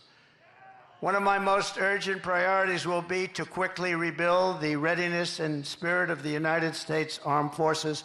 And we had it built. We rebuilt it. We rebuilt the whole military, but it was decimated under this group of stupid people. You know, we had so much, when I came in, we had no ammunition. Did you know that? Remember? I used to talk about it. And I said, if it's true, which it was, why would you say that? We had people on television, well, the United States has no ammunition. You know, some things you just keep to yourself, right? Do you remember I used to, from North Carolina, do you remember I used to talk about that all the time? Those are my best witnesses, those ladies. There's about 40 of them. They're all over the place. And they're always perfectly coiffed and perfectly dressed. They're beautiful and they're great. But no, I used to talk all the time. If you have no bullets, I can ask this group of leaders, you don't talk about it, but you get the bullets really fast, right? So within a year, I had so much that our warehouses were stocked to the gills. We never had so much. I bought so much, missiles, everything.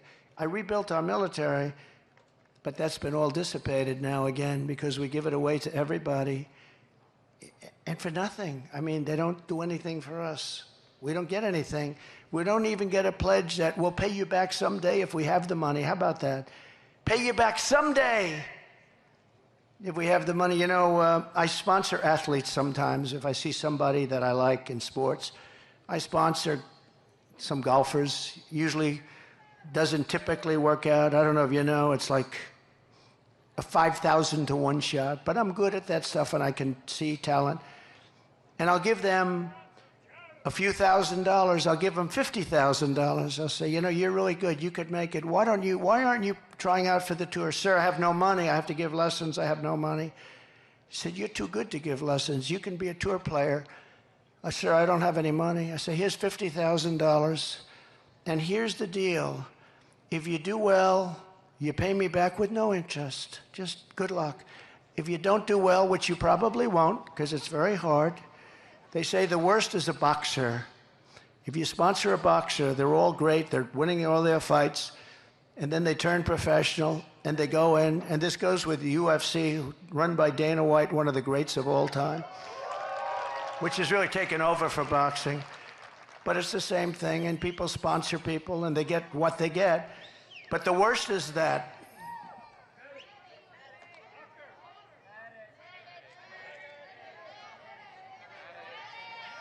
what's wrong? Oh. A doctor, please.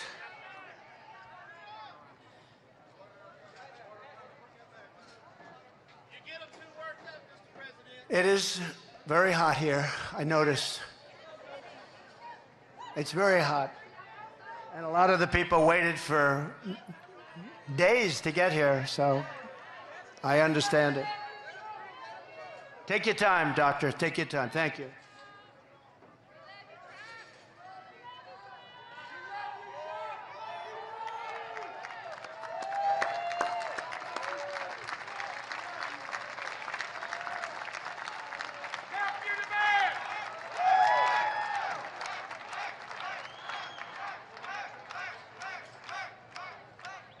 Yeah.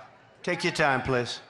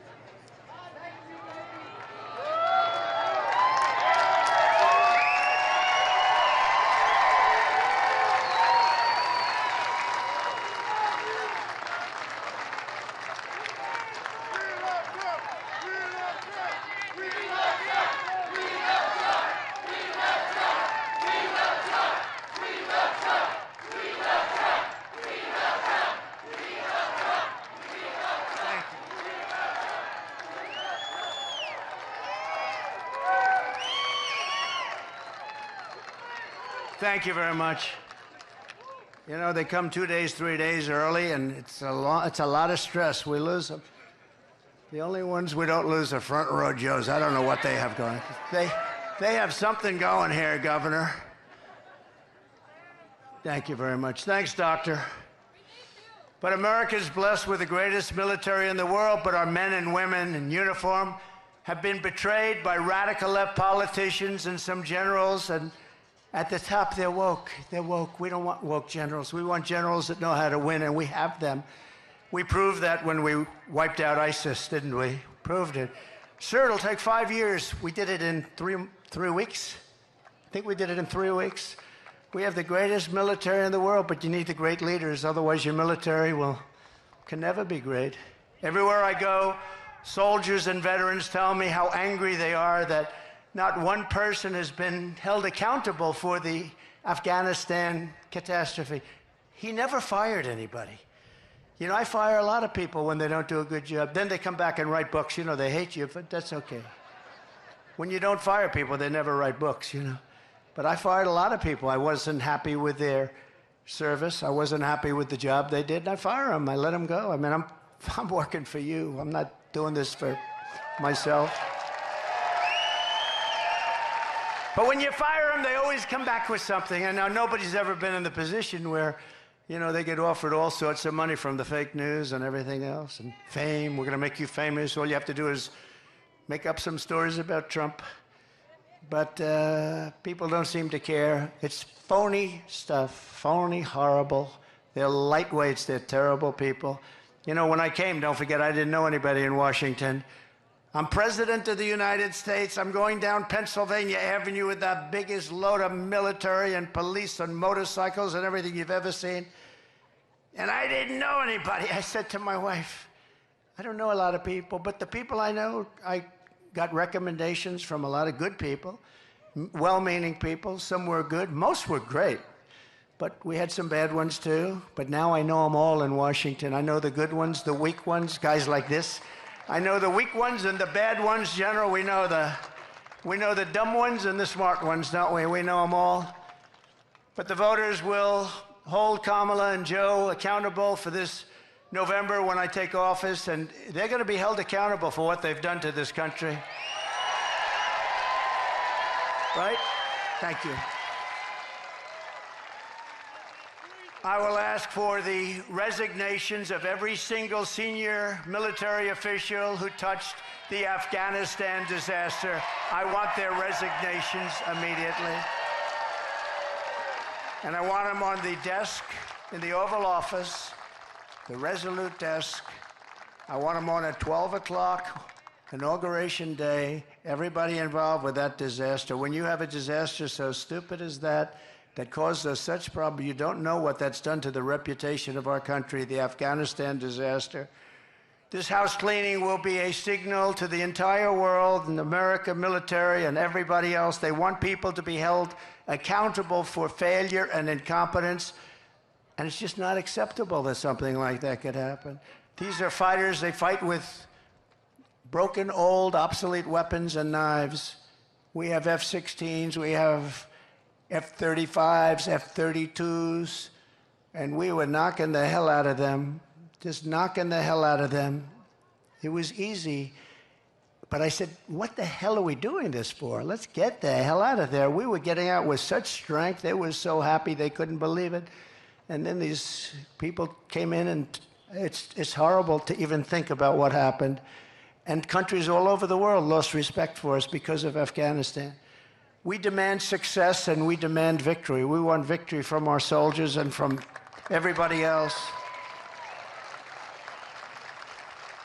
Under Comrade Kamala Harris, and I call her that because there's never been, she's a Marxist, okay?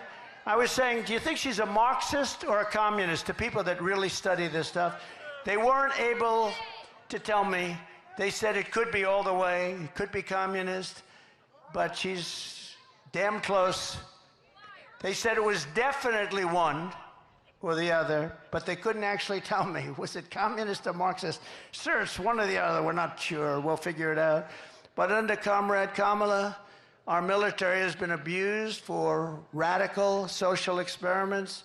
On day one, I will get critical race theory and transgender insanity the hell out of our U.S. Armed Forces. We're taking it out.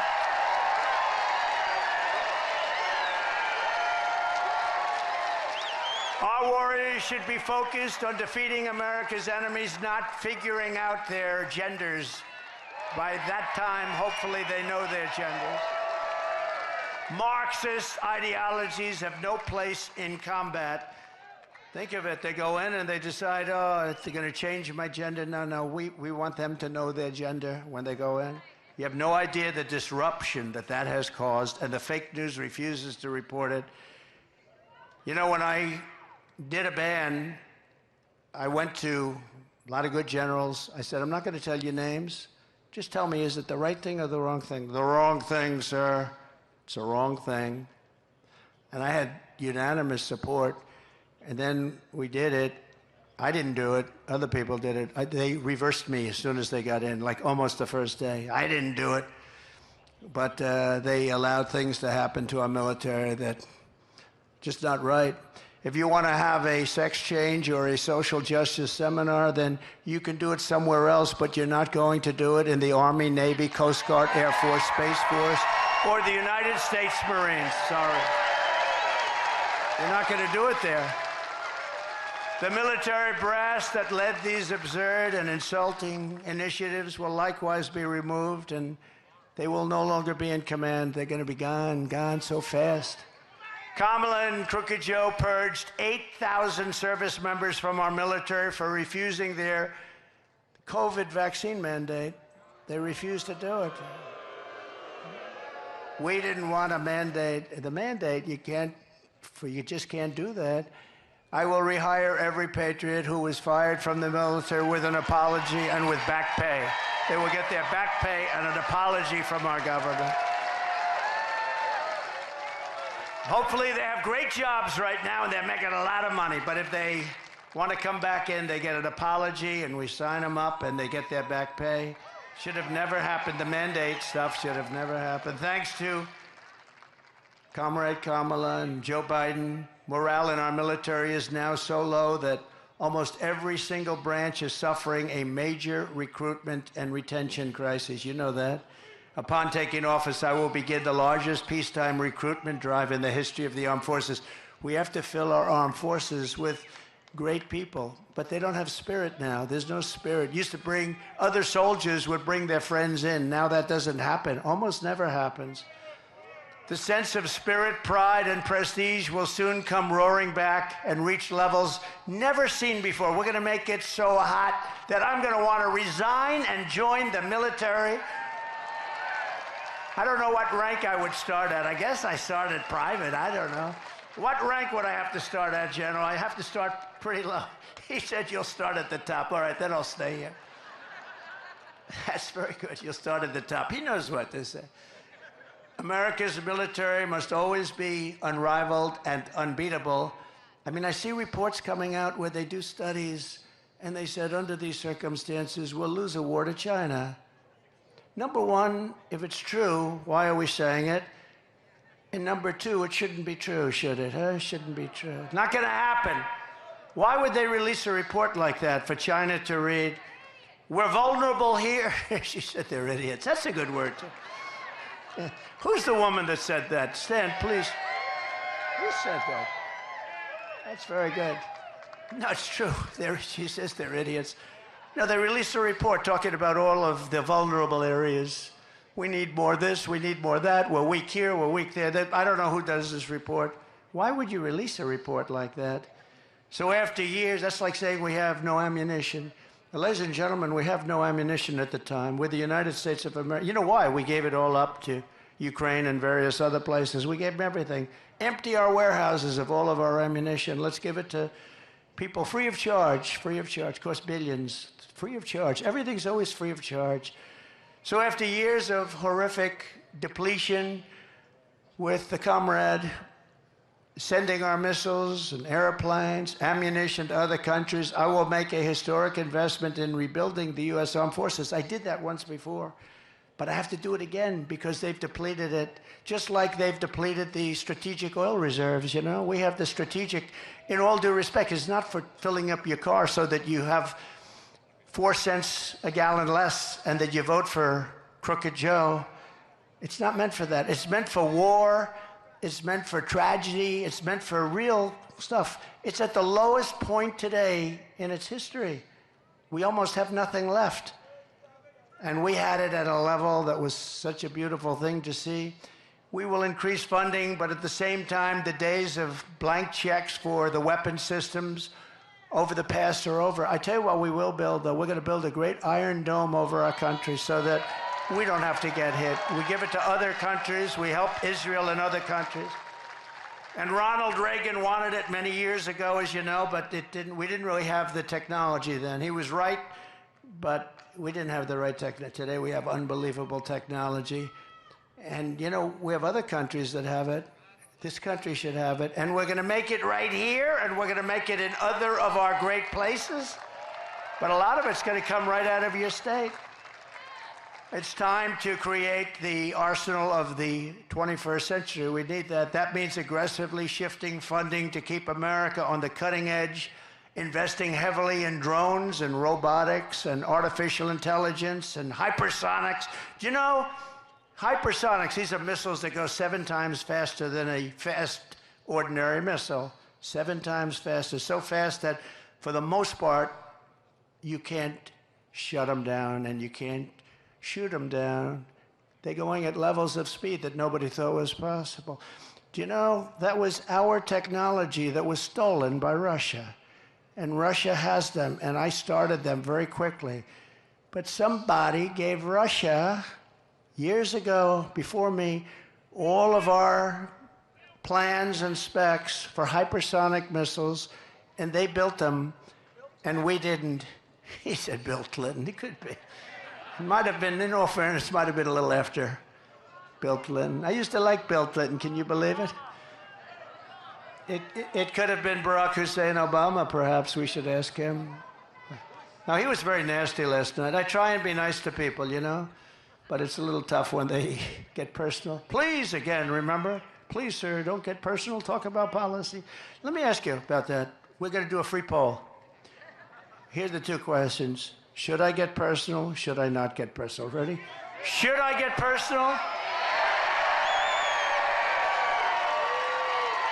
Should I not get personal? I don't know. My advisors are fired. No, we'd rather keep it on policy, but sometimes it's hard when you're attacked from all ends. I mean, they want to put you in jail for nothing. For nothing. For cases that the legal scholars all over the country have said there is no case, and they want to put you in jail. And I could have done that to Hillary Clinton. I could have put her in jail. She turned away subpoenas, and she damaged stuff, and she wouldn't give things after a subpoena was sent, from the United States Congress. I said to myself, we want to bring the country together. Wouldn't it be terrible to put the wife of the President of the United States in jail? Wouldn't it be terrible? And then I come out, and they do it to me. And there's no feeling as, wouldn't it be terrible? But we won the big case in Florida. That was totally won.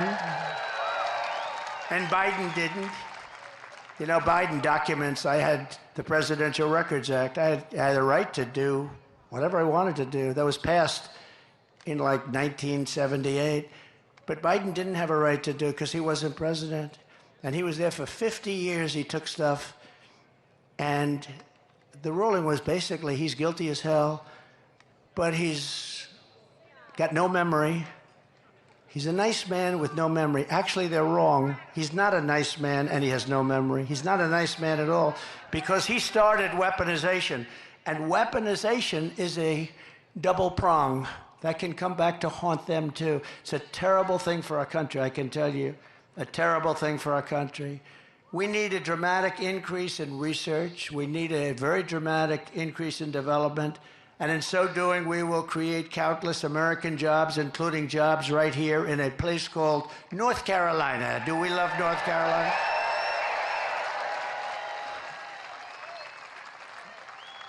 Laura Trump is from North Carolina. She named her daughter Carolina,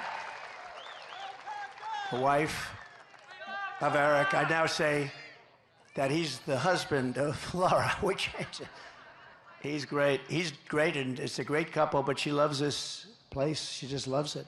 She's here all the time. And, you know, she comes and we love her too. She's amazing. She's got a great talent, and she, along with Michael Watley, are running the Republican National Committee and doing a great job.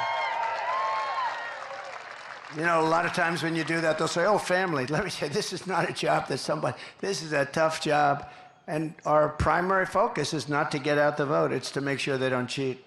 Because we have all the votes you need. You can see it. Every house along the way has signs. Trump, Trump, Trump, Trump, Vance, Trump, Vance. And by the way, Vance is doing a great job. Vance is doing a great job. Look at that beautiful red Vance. No, but these signs are all over the place. I see it everywhere, no matter where. In Florida, they're all over. Because people want to see common sense. You know, we're the party of common sense. It's not conservative, liberal. They don't want to be called liberal anymore. They want to use progressive. We're progressive. Progressive. I think liberal is more appropriate. Progressive is such a beautiful word, right? You know, it's progressive. Progressive means go forward. They don't go forward. They go backward. As we rapidly rebuild American deterrence, we will quickly restore peace and stability in our country, but all over the world. We'll make our country a much safer place. We're in grave danger of a war, a third world war, I tell you. Before I even arrive at the Oval Office, and as I said, we're going to do things that are going to be shocking to people. But what I'm going to do more than anything else, I'm going to get things in line, and we're going to prevent that World War III. And if you look at what's going on with Ukraine and Russia, if you look at it now, there's an incursion into Russia. Then there'll be another incursion the other way. Then there'll be, and then all of a sudden, bad things will start to happen. They're already starting. By contrast, if Comrade Kamala wins this November, World War III is virtually guaranteed to happen. Everything she touches, she destroys. Everything that she's touched, you look at her life. She was district attorney in San Francisco. The place went to hell. It was the best city in the world probably 15, 18 years ago, 20 years ago. Maybe in the whole world, it was one of the best cities in the world. Then she becomes the Attorney General of the state of California. That place went to hell. It was helped by Gavin Newsom. Newsom helped, but she was terrible. And it's crime-ridden, and I mean, you can't walk down the sidewalk anymore. It's just unbelievable what's happened to that state. So sad. Best weather, beautiful ocean, everything is good, but they've just let it go to hell. And she's going to do the same thing to the United States. And when she says, I'll let you frack. Her whole career, she said no frack, in Pennsylvania in particular. No, because they get tremendous wealth from fracking. They're going to be stopped. 100% they're going to be stopped. She just changed her view a few months ago. You got to see. You know, she ran against Biden. There were 22 people running. She was the first to leave. She quit because she went down like that. And she was the first one out. She never made it to the first state in the primary. She never made it to Iowa. Never made it to Iowa. She didn't get one vote. And she still hasn't gotten one vote. And she won't have one vote. Think of it. Biden, I'm not a fan of Biden. I think he was terrible. A terrible president. What he did to our country, you look at him with the planes and the stairs and the falling all over the place, and he had no idea what the hell was happening. He couldn't find his way off a stage. A stair here, stair there, stair. I got stairs all over the place. He'd finish his speech. I'd look around. Where am I? His speeches lasted. The nice part, it was good in the hot sun because they lasted for about 2 minutes and you could go home. But nobody would come anyway. But we can't let her. She's much worse than him, actually, because she's actually more radical. He never believed it. He just did it for votes. I don't know why you'd get votes by having open borders. You know, she wants open borders. If she became president in 4 years, you'd have 60 to 70 million people from all over the world. And it's not just South America. And remember, they're releasing them from their jails and their prisons. They're coming out of jails and prisons and mental institutions and insane asylums, then we have hundreds and probably thousands of terrorists that have come into our country. We probably have a few here. Welcome, welcome. But we probably have a few here. And she's all for it. And now she's saying, and you see what she's saying, well, the wall was largely built. We were adding space onto the wall. We built hundreds of miles of wall. I actually took it because Congress gave us a hard time and the Democrats were brutal. We had 11 lawsuits and we won all 11, but I took it out of the military. I called it an invasion of our country. It was an invasion. And we built hundreds of miles of wall, and then I was going to do 200 extra. We ordered it. It was there. And we had that rotten, horrible election where we did much better than we did the first time. And bad things happened, and all of a sudden, I hear that they want to have open borders. And I thought they were kidding. Who the hell wants open borders? And then they said, we'll give you health care. You know, now they're saying all about how they're getting tough in the borders and how they were tough, except they have a couple of problems. Do you know that we flew in 1 million people, airplanes, over the top of the border, beautiful airplanes. They're flying them in. If you want to stop people, you're not flying them in on airplanes and many other things. No, they wanted open borders, and we have a country that's loaded up with many, many criminals right now, of the worst. They emptied their jails.